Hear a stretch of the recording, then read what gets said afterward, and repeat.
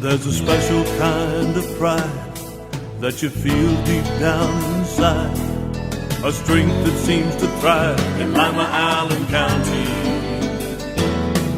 The American way of life, to get in gear and do what's right. An unbreakable forthright link called real American strength. Lima, Allen County, real American strength.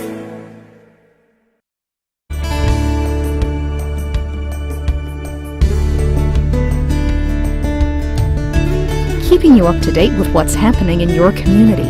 Community Focus on GTV2. Thanks for joining us today on Community Focus. I'm Anne Decker. It's almost the 4th of July, and that means time for the Star Spangled Spectacular. And believe it or not, it's 20 years of the Star Spangled Spectacular. 20 years. Rick Stolley is Lima's Parks Director, and he's going to fill us in on all the details. Well, it's just a plethora of events that, as you know, Anne, goes on the 4th of July. And each year, you know, this committee, which I've only been associated with for the last 7 or so years, it's just been a lot of fun to work with, and the working chairs, the volunteers that bring this event together, just phenomenal. And just, as you said, 20 years of commitment on behalf of so many people to make this such a terrific community event, and to keep people in and around the Lima community at home, and a place to hang out and enjoy a beautiful day at Frote Park. So, do you want to start off by thanking the sponsors? You know, we have so many sponsors, and there's so many sponsorships that go on and change each and every year. You know, but you think about the people who, the 5 main sponsors: the City of Lima, Superior Federal Credit, St. Rita's has been on board the last 3 or 4 or 5 years now, along with Superior Federal Credit Union. Your hometown stations have been in from the very beginning, and of course the Lima News. So it's those 5 main sponsors who, you know, then we rotate our leadership of that working committee, and this year it's my turn to sit in the chairman's seat, and it'll rotate between those 5 sponsors, and then each one of those sponsors brings to the table a steering committee member, which helps us go out and generate some of the money that comes in, you know, to help fund this event. That is really it's a free event for the community, and so, you know, the working relationships that have been developed over the years, and I've been so blessed to be a part of here in the last, you know, 6 or 7 years. It's just tremendous. We are meeting monthly, year-round now, because this event has become what it is, and so we do reviews, you know, on different parts of you know, from our rides to our concessions to the security to the parking, the busing, all the things that are involved with this, you know, getting the entertainment. So we meet each month and go over and have these different committee members come in. The race, you know, comes in and talks about any changes they want to make and how we're going to improve some different things. So it's something that, you know, someone reminded me a long time ago what a gold mine is, and it's simply, if you don't work it, it's simply a hole in the ground. and with the people that have committed to this over the years, and continue to tweak it and adjust it and make it better, it's just phenomenal. What do you have lined up for us this year? Well, as you know, the event is on the 4th of July. This year it's on a Thursday, and to tweak it a little bit this year, we are actually going to invite people in on the 3rd to show a movie, Sandlot, down there behind Diamond 2. And we're trying to work out some arrangements, but I'd like to invite people to come in and sit down as part of our Movies in the Park series that we're having. And a couple weeks ago we were up at Rob and showed Despicable Me, or Despicable You, I forget the title, but great crowd. About 400 or 500 people came out and sat in lawn chairs and enjoyed Lightning Bug Theater. And so the second stop will be July the 3rd, right there by behind Diamond 2, where the rides are located. And so we're working out some things yet, but that's where it's slated to be, and we're looking forward to a great crowd that night to come out and watch it. Then the event actually kicks off then the following morning with the race, the Freedom 5K, and that'll kick off about 9 o'clock in the morning. And then right after that, something new this year that kind of part of what our partnership with Activate Allen County, the new incentive to get people out. And we're working with Kent Foltz and Crankers and that committee with Activate Allen County, and we're introducing a family biking tour. It's not a race, it's just a tour that will start at Central Services Building on South College, go right behind our building and jump on the Riverwalk and work out their way out to Heritage and then come back. There'll be different stops along the way with some trivia questions about the 4th of July and things. And at the end of the ride, they will come in, and everyone who's met the criteria, their names will go into the bowl, and we'll pull out a winner for a new bike donated by Crankers Cycling. So, do they need to register? There will be some pre-registration going on at Crankers, or the day of. They come in and just show up, and it's new, so we're not quite sure how much we're going to get, but that'll go right after the Freedom 5K, and then of course the buses start running about noon to bring people down to the park. Handicap shuttle will begin about the same time, and we're again using St. Rita's parking lot for a lot of the parking, and then the cemetery parking facility that's just at the bottom of Cole and North Shore. There's a lot of easy parking. Then we'll have shuttle to and from, from that area as well to get down to the bowl area for the events. Games will be starting in the morning. We'll have the Abilities League. They start about 8:30 in the morning on Diamond 2. Just a terrific game. Then we got the volleyball, and then the family kickball tournament starting around 10, kickball about noon, and then we get into the Wobble, which is our WOBL All-Star game, about 4 o'clock in the afternoon. The locals are at home that night as well, as part of the recreational experience that's going to take place that day. So kids' rides start about 4 o'clock and will go till about 9. Give people time to get over to the bowl and get their favorite seat or favorite spot, whether in the park to watch the fireworks. I got a text the other day from some folks that been coming for 20 years, and they sit in the same spot on a hill in Fro Park, and they've been coming as a family for 20 years, and they're there to celebrate their 20th anniversary as well with bringing, it's what families do. It's a family reunion type of an event, so they're looking forward to it as well. And so they get it over and then get set for the fireworks. You're trying something new this year with the bands too. We are. Of course, the symphony will be back this year, and with symphony this year, we'll have Nashville Crush, who will be playing on the main stage, and then they're going to do something a little bit different this year at the end of the fireworks.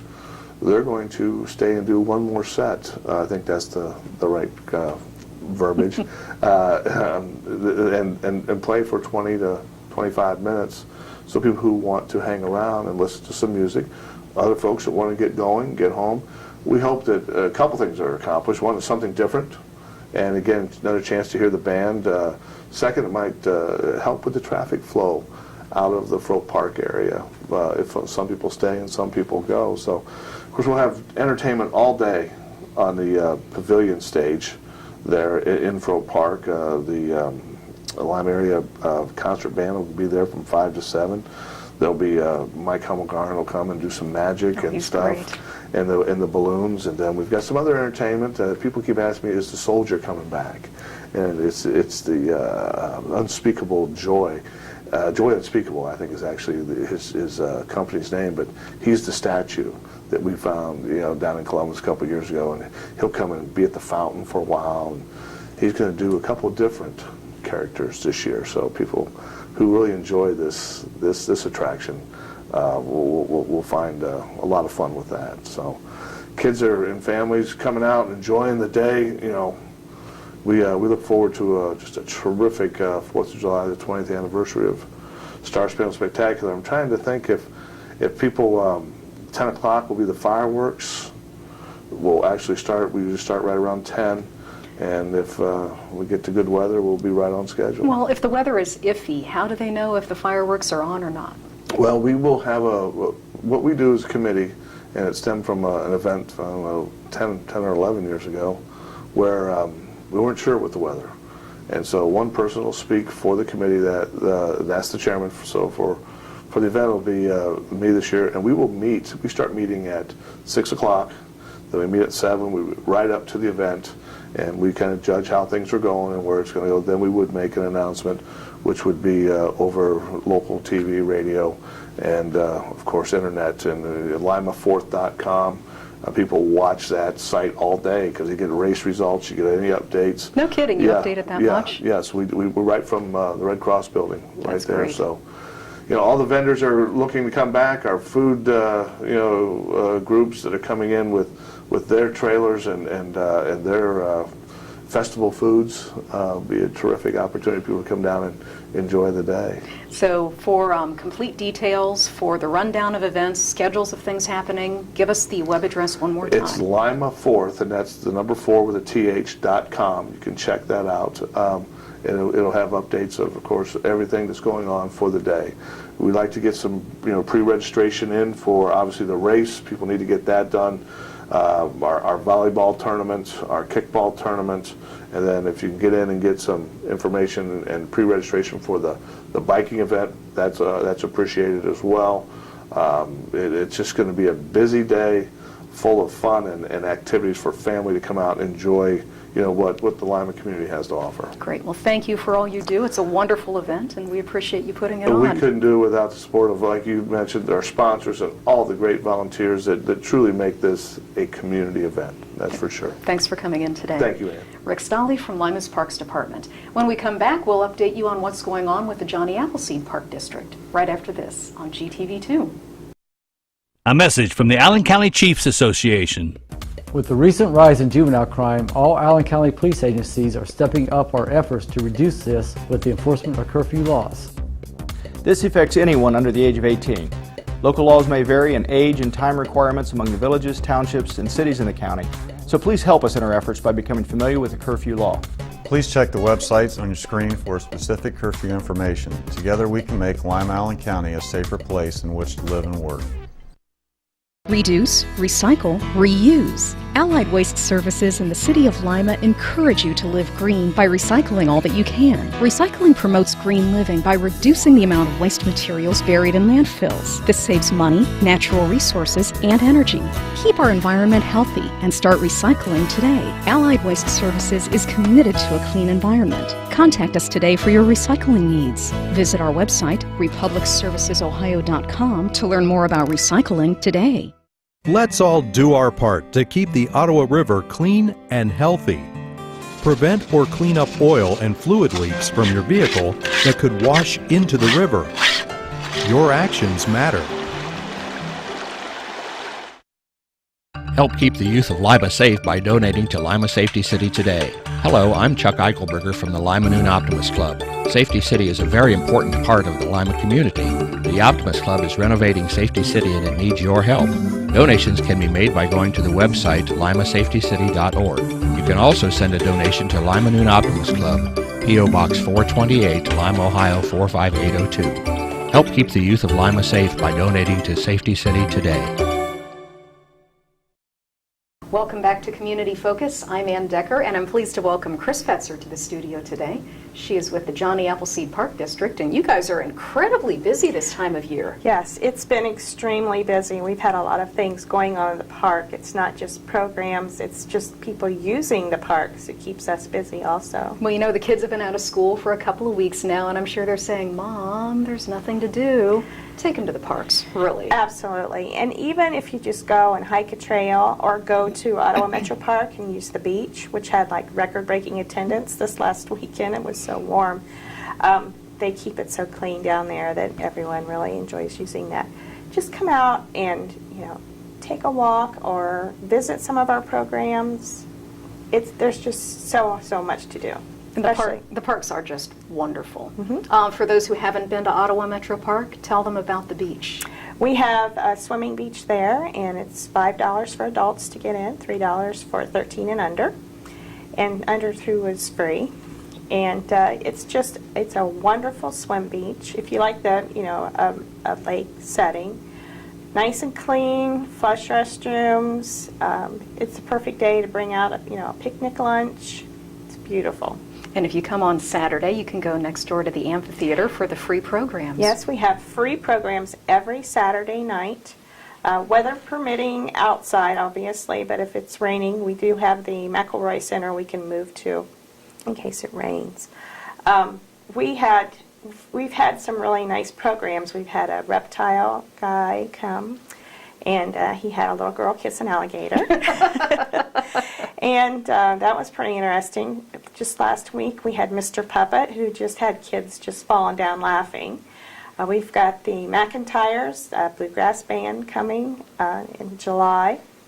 We've got the Lima area Blues Band, the Minor Blues, they're coming. We have a gentleman from the Cleveland area that's a card-carrying hobo. And he does programming talking about the history of hobos and how they got started. It's really interesting. I've heard him before. And I thought it would just kind of tie in with the Lima, the train town theme.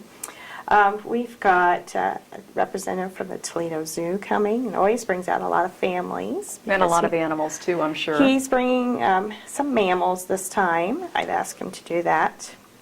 We also have some other things at the amphitheater that, are not just all family-based. I mean, there's more adults things. There's also some history things. So we've got Joe Dunkel. He's a local guy. He's fun. He's quite a character.